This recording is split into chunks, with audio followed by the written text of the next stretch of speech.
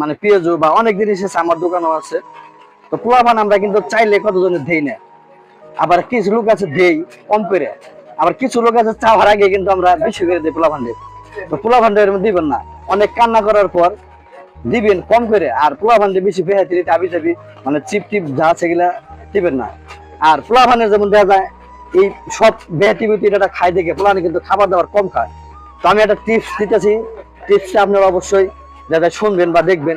পোলাপান দিনে কমপক্ষে না হলে একবার করে কান্দাইবেন, কান্দাইলে ওদের যদি মনে ভাব থাকে বা ক্ষুধা লাগে না, ওই ক্ষুধাটা কিন্তু লাগবো, মানে মনে ভাব থাকলে মনের ভাবটা বাইরে দেবো, আর ক্ষুধা লাগলে পেটের মধ্যে যাই লাগবো, আবার ওর মানে আমরা দরবার করবো বাইরে এই নড়াচড়া করবো, তাহলে কিন্তু ঠিকই কিন্তু খিদা লাগবো। তো আপনারা ওষুধ না খাইয়ে আমার এই টিপসটা একটু ব্যাকেই করার চেষ্টা করবেন, দেখবেন পোলাপান অটোমেটিক ভালো হয়ে যাবে। দেখছেন কি সুস্থ, মানে একদম ঠান্ডা মেজাজে পোলাপান কিন্তু। আমরা 20 জন পোলাপান হলে পালা কোনো অসুবিধা নেই। আর এই পোলাপান কি মানুষের মানুষ আর কত